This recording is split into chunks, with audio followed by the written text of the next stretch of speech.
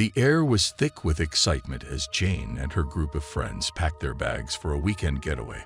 They had been planning this trip for weeks, eager to escape the city and enjoy some quality time together. The destination was a remote cabin nestled deep within the woods, far away from the hustle and bustle of their daily lives. Jane, a spirited and adventurous soul, was leading the group. Her friends, Alex, Sarah, Mark, and Lisa, had all been looking forward to the trip. They piled into 2 cars, the headlights cutting through the darkness as they embarked on the night drive to their destination. The road was winding and surrounded by dense trees, casting eerie shadows across the path. The only source of light was the beams from the car's headlights, which seemed to bounce off the trees, creating a hypnotic dance of shadows. Laughter and chatter filled the cars, drowning out the distant rustling of leaves in the wind. As they drove deeper into the woods, the atmosphere became increasingly eerie.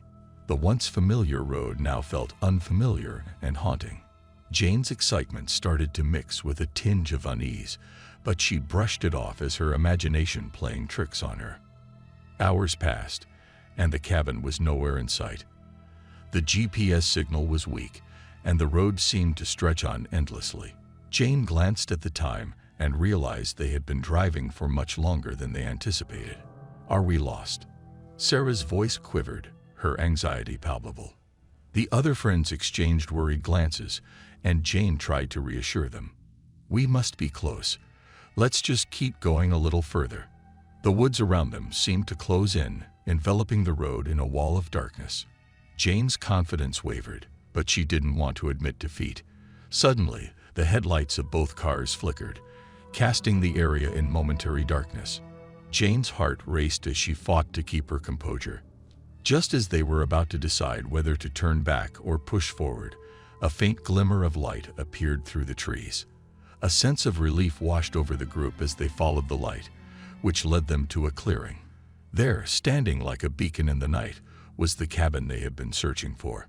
Exhausted but grateful, they parked their cars and entered the cabin. The warm interior contrasted sharply with the cold night outside.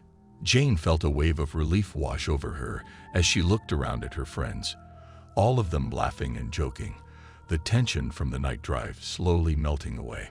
But little did they know that the night was far from over, and the events that would unfold would plunge them into a web of intrigue and fear that none of them could have anticipated. Inside the cabin, the group settled in, sharing stories, playing games, and enjoying the comfort of each other's company. The ominous feeling from earlier seemed to fade into the background as they immersed themselves in the cozy atmosphere. Hours passed, and the clock struck midnight. Jane's phone buzzed with a notification.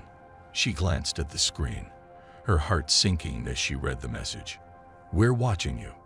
She felt a chill run down her spine. She showed the message to her friends, and their expressions changed from lightheartedness to concern. Someone was playing a sick prank on them, she thought, trying to calm her racing thoughts. But the unease lingered. The cabin's windows seemed to turn into watchful eyes, and every creak of the floorboards outside sent shivers through their spines.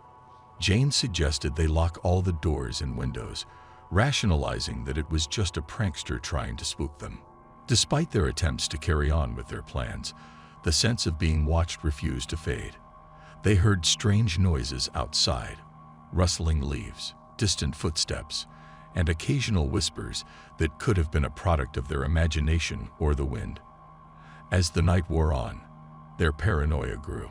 Mark volunteered to check outside, hoping to put their fears to rest.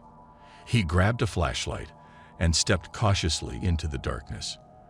The group waited anxiously, their eyes glued to the window, until Mark returned, his face pale. "There's someone out there," he whispered, his voice trembling. "I saw a figure in the trees. They disappeared when I shone the light on them." Terror gripped them. The cozy cabin had transformed into a prison, surrounded by an unseen presence that seemed to be closing in. Jane's mind raced as she tried to think of a plan. They couldn't stay trapped inside forever, but venturing out into the darkness seemed equally dangerous. The night seemed to stretch on forever as they huddled together, their ears straining for any sound. The cabin's walls felt like they were closing in, suffocating them with fear. Just as they were about to reach their breaking point, a knock echoed through the cabin, freezing them in their tracks. They stared at each other in disbelief, their breaths shallow and ragged. Another knock followed, louder this time, sending shockwaves of terror through their bodies. Jane's voice quivered as she called out, "Who's there?" A voice, chillingly cold and devoid of emotion, drifted through the door. "You can't hide from us." Part of Jane wanted to scream, to confront this unknown threat, but a more rational part of her urged caution. They needed to stick together, to protect each other, and to find a way out of this nightmare. As the night wore on, the group remained trapped in the cabin, their fear intensifying with every passing moment. The tension in the air was palpable as they grappled with the realization that the night drive had led them not to a peaceful getaway, but into a twisted game of cat and mouse with an unknown adversary. And as they clung to each other, hoping for the dawn to break and release them from the grip of the night, they knew that their fight for survival had only just begun.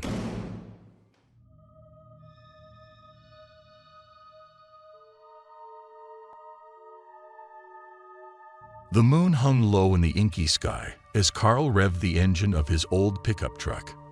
The night was quiet, save for the distant rustling of leaves and the gentle breeze. He had decided to take a night drive, a solitary escape from the demands of his daily life. The winding road led him deep into the heart of the forest, its trees casting eerie shadows in the glow of his headlights. As he drove deeper into the woods, Carl's thoughts began to wander. The recent loss of his job had left him feeling adrift, and the night drive offered a temporary reprieve from his worries. The rhythmic hum of the engine and the occasional hoot of an owl provided a sense of solace.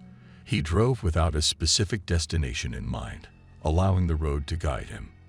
The road twisted and turned, and Carl soon found himself in unfamiliar territory.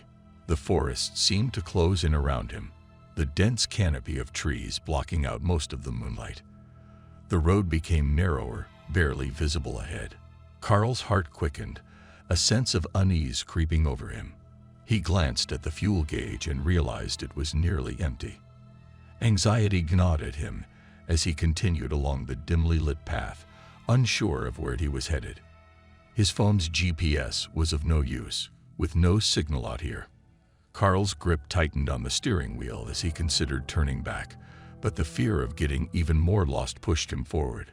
Minutes turned to hours as Carl navigated the winding road, his eyes growing heavy from fatigue. Just as he began to lose hope, a faint glow appeared ahead.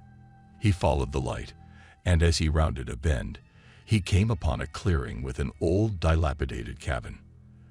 The cabin seemed out of place, a relic from another era nestled deep within the forest. Carl's initial trepidation was replaced by a flicker of hope. He parked the truck in front of the cabin and approached cautiously. The wooden structure appeared weathered and abandoned, its windows shattered and door half ajar. Pushing the door open, Carl was met with an eerie stillness. Moonlight filtered through the broken windows, casting an otherworldly glow on the interior. Dust motes danced in the air, giving the cabin an almost mystical quality. Carl's footsteps echoed as he stepped further inside, a mix of curiosity and unease tugging at his senses. The cabin's interior was sparse, with remnants of a lifelong past scattered about. A faded armchair in the corner, a cracked mirror hanging on the wall, and a rusty lantern on a wooden table. As Carl explored, he found an old journal on a dusty shelf.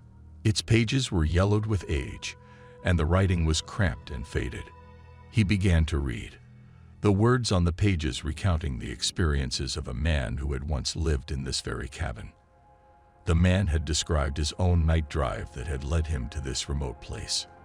The entries grew increasingly erratic, detailing encounters with strange sounds and unsettling visions during his time here. The more Carl read, the more he felt a shiver crawl down his spine. The man's descriptions painted a chilling picture of a place that seemed to warp reality itself. His final entries were desperate, filled with paranoia and a fear of being watched. The journal ended abruptly, leaving Carl with a sense of dread. A sudden noise outside the cabin snapped Carl out of his thoughts. He peered out the shattered window, heart pounding. Shadows danced among the trees, and a distant whispering filled the air. Panic surged through him as he realized he was not alone. The cabin that had once seemed like a refuge now felt like a trap. Carl's mind raced, his instincts urging him to flee. He grabbed the journal and rushed out of the cabin, the night air hitting him like a punch. The forest seemed alive, the trees seeming to close in around him. He stumbled through the underbrush, heart pounding, the sense of being pursued growing stronger. In his haste, Carl lost his footing and tumbled down a steep embankment. Pain shot through his leg as he landed, but fear propelled him to his feet. He limped forward, the distant glow of his truck's headlights offering a beacon of hope. As he reached the road, Carl turned to catch a final glimpse of the cabin.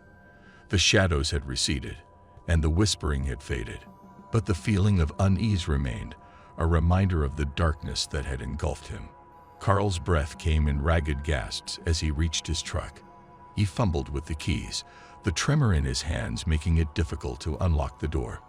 Once inside, he slammed the door shut and locked it, as if that would keep out the unsettling presence that had haunted him. He started the engine, the roar of the truck drowning out the lingering echoes of whispers that seemed to cling to the night air. With a screech of tires, he tore down the road, putting as much distance as possible between himself and the cabin.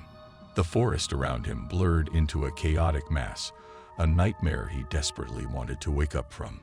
The road eventually led Carl back to more familiar surroundings. The trees thinned out, and the moonlight spilled onto the pavement, casting a soft glow on the road ahead. His heart still raced, and he couldn't shake off the feeling that he was being watched. Every rustling leaf, every flicker of movement in his peripheral vision sent shivers down his spine.